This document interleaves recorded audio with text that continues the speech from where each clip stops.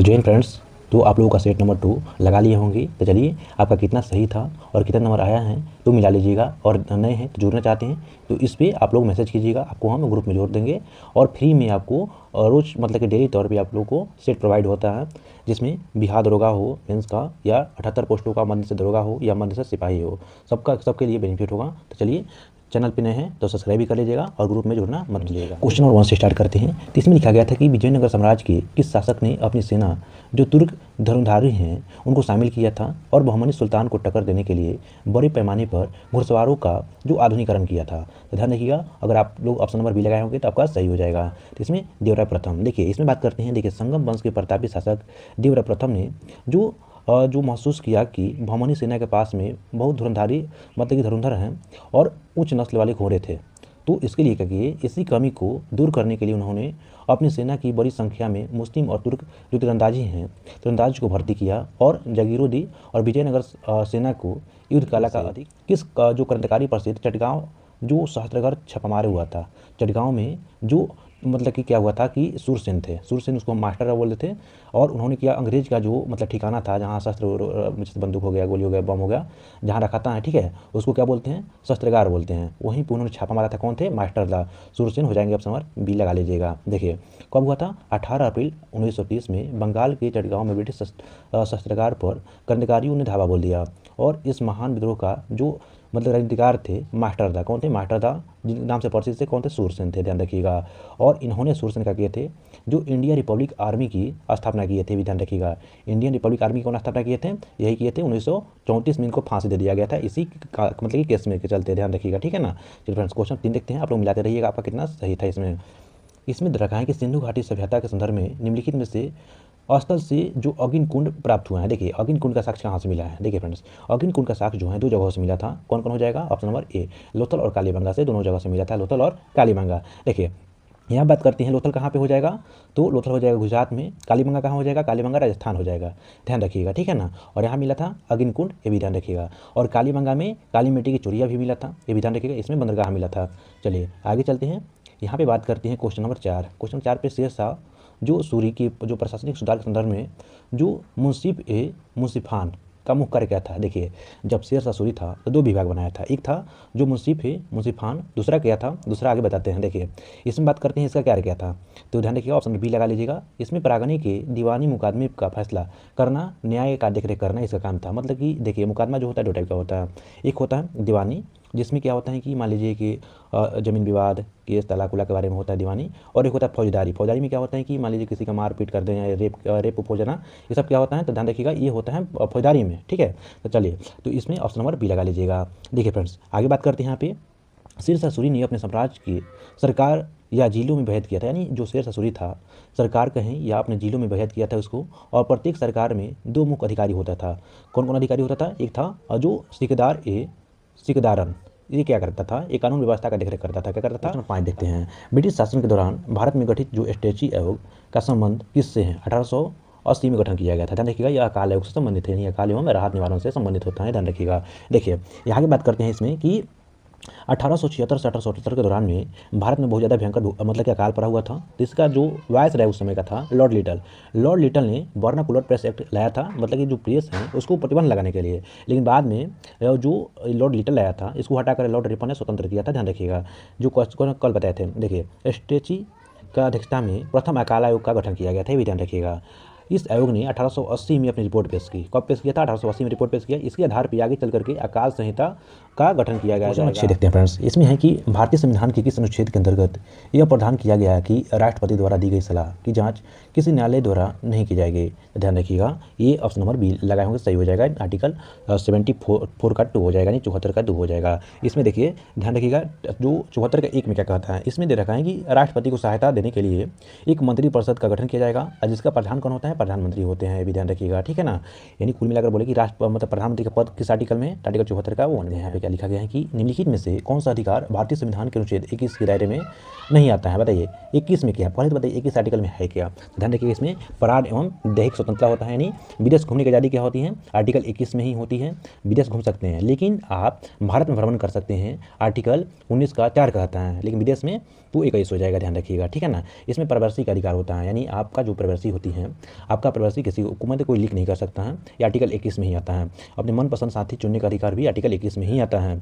लेकिन यहाँ पे मृत्युदंड को पूरी तरह से समाप्त करने का अधिकार ये गलत है, ये नहीं आता है, यानी ऑप्शन नंबर डी आपका सही हो जाएगा। क्वेश्चन नंबर 8 देखते हैं फ्रेंड्स। यहाँ पे दे रखा है कि राष्ट्रीय आपातकाल आर्टिकल 352 के दौरान में संसद लोकसभा का कार्यकाल मैक्सिमम एक बार अधिकतम कितनी अवधि तक बढ़ा सकता है। तो ध्यान रखिएगा, आर्टिकल 352 यह कहता है कि जो देश में राष्ट्रीय आपातकाल के बारे में दे रखा है, यानी कुल मिलाकर के बात करें आज तक देश में हमारा 3 बार जो राष्ट्रीय आपातकाल लगा है। कब का लगा है, तो 1971 में 1971 हो जाएगा, ध्यान रखिएगा। 1971 के बाद में 75 हो जाता है, 1962 हो जाता है, ध्यान रखिएगा, जब भारत चीन युद्ध हुआ था और अकाल पड़ा था, उसके बाद में 1975 में भी लागू किया गया था। देखिए फ्रेंड्स, यहाँ बात करते हैं कि अधिकतम बात करते हैं तो लोकसभा का जो कार्यकाल होता है 1 साल के लिए बढ़ा दिया जाएगा, यानी लोकसभा का जो कार्यकाल होता है 5 साल के लिए होता है, लेकिन आपातकाल लग जाने की स्थिति में उनका कार्यकाल 6 वर्षों का हो जाता है, भी ध्यान रखिएगा, ठीक है ना। चलिए फ्रेंड्स आगे चलते हैं, ऐसा करते हैं कि आप लोग का सही हो रहा होगा। क्वेश्चन नंबर 9 देखते हैं। भारतीय संसद में की स्थगन प्रभाव, यानी जो स्थगन प्रस्ताव का मुख्य उद्देश्य क्या होता है। देखिए कुछ संसद में कुछ शब्द होते हैं, उन शब्दों को जानिए कौन शब्द कौन कहाँ यूज होता है। तो ध्यान रखिएगा, ये ऑप्शन नंबर सी हो जाएगा, मतलब कि हाल ही में घटित किसी अत्यंत महत्वपूर्ण सार्वजनिक मुद्दे पर चर्चा करने के लिए सदन की कार्रवाई को रोकना, यानी संसद कार्रवाई हो रही है और कुछ इंपॉर्टेंट सदन मतलब कुछ ऐसा काम हो गया, ऐसा कांड हो गया जिसको बात करना संसद में जरूरी हो जाता है, तो पिछले वाले काम को छोड़ करके जो नए मुद्दा है उस पर बात किया जाए, उसको क्या बोलते हैं, प्रस्ताव, जो स्थगन प्रस्ताव बोलते हैं, ध्यान रखिएगा, ठीक है ना फ्रेंड्स। ये क्या होता है, विपक्ष द्वारा सरकार के खिलाफ अविश्वास प्रकट करना होता है, ये भी गलत हो जाएगा, लेकिन ऑप्शन नंबर सी आप लोग लगा के चलिएगा, ठीक है ना। देखते हैं फ्रेंड्स, यहाँ पे बात करते हैं निम्नलिखित में से कौन सा पर्वत चोटी जो कुमाऊं हिमालय का हिस्सा है और भारत की तीसरी सबसे ऊंची चोटी है। तो ध्यान रखिए कौन हो जाएगा, तो नंदा देवी हो जाएगा, option number A. Nanda Devi कहाँ पे है, तो उत्तराखंड में है। कंचनजंगा कहाँ पे है, तो ध्यान रखिए सिक्किम में है, ठीक है, ध्यान रखिएगा। देखिए भारत की सबसे ऊंची चोटी बात करते हैं तो गार्डियन नेस्टन हो जाएगा, यानी K2 बोलते हैं, क्या बोलते हैं, K2 इसको हम बोलते हैं गार्डियन नेस्टन को। और बात कर दूसरी सबसे ऊंची चोटी कौन हो जाएगा, तो कंचनजंगा हो जाएगा, जो सिक्किम में है। एक उत्तराखंड में स्थित जो नंदा देवी है उसका ऊंचाई कितनी है, 7816 मीटर। भारत की तीसरी सबसे ऊंची पर्वत चोटी है नंदा देवी, ध्यान रखिएगा। और पूरी भारत में के भीतर कौन हो जाएगा, कंचनजंगा, ये भी ध्यान रखिएगा फ्रेंड्स। चलिए फ्रेंड्स आगे बात करते हैं क्वेश्चन नंबर 11 पे। देखिए तो महासागरीय धाराएं के संदर्भ में निम्नलिखित में से कौन सा एक ठंडी जलधारा है। देखिए यहाँ पे कोल्ड करंट पूछ रहा है, ठीक है ना, तो ध्यान रखिएगा ठंडी जलधारा और गर्म जलधारा होती हैं, उसको आप लोग देख लीजिएगा एक बार। तो ऑप्शन नंबर ए हो जाएगा, कौन हो जाएगा, को आयुष्या धारा कहते हैं, यानी कोराइल धारा बोलते हैं, कोराइल धारा। चलिए आगे बात करते हैं फ्रेंड्स, कोराइल या जो आयुष्याई धारा जो प्रशांत महासागर की एक ठंडी मतलब जलधारा है, किसकी है, तो प्रशांत महासागर की, ध्यान रखिएगा। ध्यान रखिए फ्रेंड्स, प्रशांत महासागर क्या होता है, सबसे गहरा महासागर भी होता है, सबसे चौड़ा महासागर भी प्रशांत महासागर ही होता है। आगे बात करें क्वेश्चन 12 पे। पृथ्वी की सतह पर आने वाले भूकंप तरंग के संदर्भ में इस तरंग, देखिए जो तरंगे अब जो भूकंप आती हैं 3 टाइप से आती हैं, कैसे आती हैं, एल तरंगे, एस तरंगे, ठीक है, इन सारी तरंग आती हैं। कौन कौन सबसे खतरनाक होता है, तो देखिए यहाँ पे बात करते हैं जो सेकेंडरी तरंग बोलते हैं एस तरंग को, ठीक है। जो फर्स्ट होगा एल का तरंग होता है, जो कि सतह पे चलता है, सबसे खतरनाक एल का तरंग ही होता है, भी ध्यान रखिएगा। तो इसमें मुख्य विशेषता क्या है, इस तरंग का विशेषता पूछ रहा है, तो ऑप्शन नंबर बी लगा लीजिएगा। यह केवल ठोस के माध्यम से गुजरता है, यानी ध्यान रखिएगा कि कैसे चलेगा, जो सेकेंडरी मतलब तरंग होता है इस तरंग, तो केवल ऐसे चलेगा, ठीक है ना, ये ऐसे चलता है। देखिए क्वेश्चन नंबर 13 देखते हैं। यहाँ पे बात करती हैं भारत के राष्ट्रीय जो जलमार्ग 2 जलवन जो नेशनल वाटरवेज 2 होता है, निम्नलिखित में से किन 2 स्थानों को जोड़ता है। तो ध्यान देखिए कौन कौन स्थान को जोड़ेगा, तो ध्यान देखिए ऑप्शन नंबर बी हो जाएगा, यानी सदियों से धुबरी को जोड़ता है, यानी ब्रह्मपुत्र नदी पे है। देखिए राष्ट्रीय जलमार्ग 2 जो है NH2 असम राज्य के ब्रह्मपुत्र नदी पर स्थित हैं और जो सदियों से धुबरी तक 891 किलोमीटर का पड़ता है। अब देखिए प्रयागराज से हल्दिया तक गंगा नदी के स्थित जो भारत का जो राष्ट्रीय जलमार्ग 1 होता है, देश का सबसे लंबा जलमार्ग होता है। देश का सबसे लंबा कौन हो जाएगा, तो राष्ट्रीय राजमार्ग 1 हो जाता है, लेकिन कहाँ से कहाँ तो जोड़ता है, तो प्रयागराज से हल्दिया को जोड़ता है, ये भी आप लोग अपने माइंड में रखिएगा। चलिए क्वेश्चन नंबर 14 देखते हैं यहाँ पे 14 को। जब किसी बंद कमरे में जो जो फ्रिज होता है यानी रेफ्रिजरेटर होता है और दरवाज़ा खोल दिया जाए तो कमरे का तापमान क्या होगा, यानी मान लीजिए कि अंदर फ्रिज है, फ्रिज का दरवाज़ा खोल दिया जाए तो दरवाज़ा मतलब कि रूम क्या होगा, रूम में टेम्परेचर बढ़ेगा या घटेगा, तो ध्यान रखिएगा ऑप्शन नंबर बी लगा लीजिएगा, कमरे का तापमान धीरे धीरे बढ़ जाता है। यानी ऐसे मत कीजिएगा कि फ्रिज का इतना ठंडा रहता है फ्रिज पानी रखने पे तो रूम में बंद करके उसका दरवाज़ा खोल दिया जाए कि पूरा रूम ठंडा हो जाएगा, नहीं वो मतलब क्या होता है कि और गर्म ही हो जाता है, ध्यान रखिएगा, ठीक है ना। चलिए फ्रेंड्स आगे चलते हैं यहाँ पे क्वेश्चन नंबर 15 पे। यहाँ पे पूर्ण आंतरिक प्रवर्तन यानी TIR बोलते हैं, क्या बोलते हैं, TIR टोटल इंटरनल रिफ्लेक्शन बोलते हैं कि घटना संभव होती है। देखिए इसकी घटना कब संभव होती है, तो देखिए सबसे पहले बात करते हैं ऑप्शन बी लगा लीजिएगा, सघन माध्यम से बिगड़ जाती है। देखिए यहाँ पे एक लाइन खींच देते हैं। मान लीजिए कि यहाँ पे पानी है, क्या है, पानी नीचे पे है, और ये क्या, हवा है। तो इसको ध्यान रखिए, इसको सघन क्या बोलते हैं, रेयर, क्या बोलते हैं, रेयर। इसको डेंसर बोलते हैं। इसको हम हिंदी में बोले तो इसको क्या बोलते हैं, तो इसको बीरल बोलते हैं। क्या बोलते हैं, बीरल। इसको हम सघन बोलते हैं। तो जब कोई लाइट कहाँ से, बीरल से सघन में जाएगी, तो ये देखिए, तो ये जो अभिलंब होता है, तो अभिलंब से मतलब पास आ जाएगी। यानी कोई वस्तु जो लाइट होती हैं, जो बीरल से लेकर के सघन में जाएगी तो नॉर्मल की तरफ जाएगी, लेकिन अगर ये बीरल से लेकर मतलब कि सघन से बीरल में जाएगी तो क्या हो जाएगी, नॉर्मल से दूर भागेगी। लेकिन यहाँ पे बात करते हैं कि टी आई की घटना कब होगा।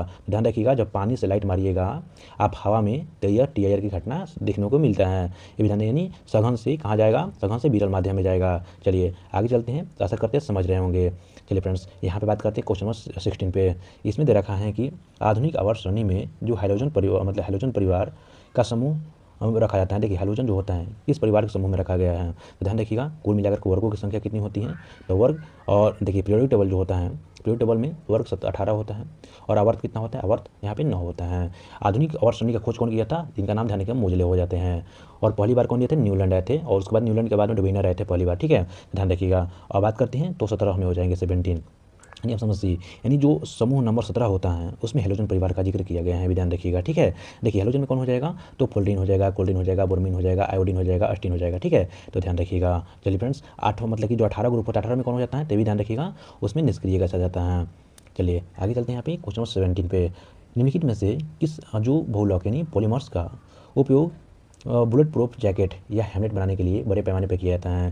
ध्यान दिए, बुलेट प्रूफ बनाने में किसका प्रयोग करते हैं हम, तो क्यूलर का प्रयोग करते हैं। किसका, क्यूलर, ऑप्शन नंबर बी लगा लीजिएगा। देखिए क्यूलर जो होता है एक सिंथेटिक जो अरमाइड होता है, अरमाइड फाइबर होता है, ध्यान रखिएगा, ठीक है ना, इसमें ज़्यादा जरूरत नहीं है, खाली यही याद रखिएगा कौन किससे बनता है। क्वेश्चन नंबर 18 देखते हैं, जो मानव मस्तिष्क का कौन सा भाग शरीर का संतुलन बनाए रखने के लिए मांसपेशियों का संतुलन मतलब कि जो संकुचन को नियंत्रण और ऐच्छिक गतियों को जो समय उत्तरदायी होता है, तो ध्यान रखिएगा मानव मस्तिष्क का कौन सा भाग शरीर का संतुलन बनाने के लिए, शरीर में संतुलन बनाने के लिए यानी कहीं जा करके गिर ना जाए, तो क्या हो जाएगा, ऑप्शन नंबर यहाँ पे बी हो जाएगा। देखिए यहाँ पे समझिए फ्रेंड्स, जैसे मान लीजिए कोई व्यक्ति अल्कोहल पी लेता है, दारू पीने के बाद में क्या होता है कि उसका सेरिबेलम खराब हो जाता है।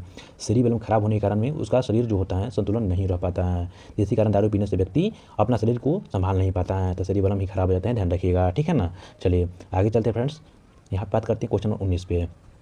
पौधे में पाए जाने वाले जो ऑब्सेसिक अल्म होता है, यानी ऑब्सेसिक अल्म होता है, ये क्या करता है, ध्यान रखिएगा, ऑब्सेसिक मतलब क्या होता है, रुक जा, अब नत रुक जा, रुक जा, रुक जा, ठीक है ना, यानी वृद्धि को रोकता है। क्या करता है, ऑप्शन नंबर सी हो जाएगा, यानी वृद्धि को रोकने का काम करता है। और पत्तियों के जो बिलगर झड़ने से रोकता है, सॉरी झड़ने को बढ़ावा देता है, ध्यान रखिएगा। देखते हैं यहाँ पे पर्यावरण संरक्षण से संबंधित जो रॉटरडैम कन्वेंशन हुआ था, इसका मुख्य उद्देश्य क्या था, तो ध्यान रखिएगा ये क्या था, क्या काम कर रहा था, ऑप्शन नंबर बी लगा लीजिए। इसमें खतरनाक रसायन और कीटनाशकों को अंतर्राष्ट्रीय व्यापार में जो पूर्ण सहमति से जो प्रक्रिया को लागू करना इसका मतलब था, ठीक है, तो ध्यान रखिएगा। चलिए फ्रेंड्स आगे चलते हैं क्वेश्चन नंबर 21 पे। क्वेश्चन 21 क्या कहता है, इसमें भारत का प्रसिद्ध जो नामदफा राष्ट्रीय उद्यान होता है, नामदफा कहाँ पे हो जाएगा, ध्यान रखिएगा, ये अपना जैविक विविधता के लिए जाना जाता है, तो कहाँ हो जाएगा, नामदफा अरुणाचल प्रदेश हो जाएगा, कहाँ पे, और अरुणाचल प्रदेश हो जाएगा। देखिए असम में कौन हो जाएगा, काजीरंगा हो जाएगा, मणिपुर में कौन हो जाएगा, तो मणिपुर में क्या हो जाएगा आप लोग बताइएगा, उसको मेघालय में क्या हो जाएगा, मेघालय में भी कमेंट कीजिएगा, ठीक है फ्रेंड्स। देखिए यहाँ पे नामदफा राष्ट्रीय उद्यान जो होता है पूर्वोत्तर राज्य अरुणाचल प्रदेश और म्यांमार की सीमा पर स्थित है, और विशाल और प्रसिद्ध जो बाघ आधारित क्षेत्र है, कहाँ मतलब कि टाइगर रिजर्व के लिए यह स्थित किया गया था, ध्यान रखिएगा, ठीक है ना। चलिए आगे चलते हैं, नोंगक्रेम भी मेघालय, ध्यान रखिएगा, ठीक है। क्वेश्चन 22 पे, जो वियना कन्वेंशन हुआ था 1985 में, इसका संबंध किस संरक्षण से था, ध्यान रखिएगा, वियना जो हुआ था ये ऑप्शन नंबर बी लगा लीजिएगा, ओजोन परत के संरक्षण के लिए वियना जो कन्वेंशन हुआ था इसको किया गया था। देखिए 1985 में ऑस्ट्रिया की राजधानी कहाँ है, वियना है। ओजोन परत के संरक्षण के लिए वियना कन्वेंशन अपनाया गया था, और यह मतलब कि ओजोन क्षरण को रोकने के लिए अंतर्राष्ट्रीय प्रयासों के रूपरेखा की थी, ठीक है, ध्यान रखिएगा।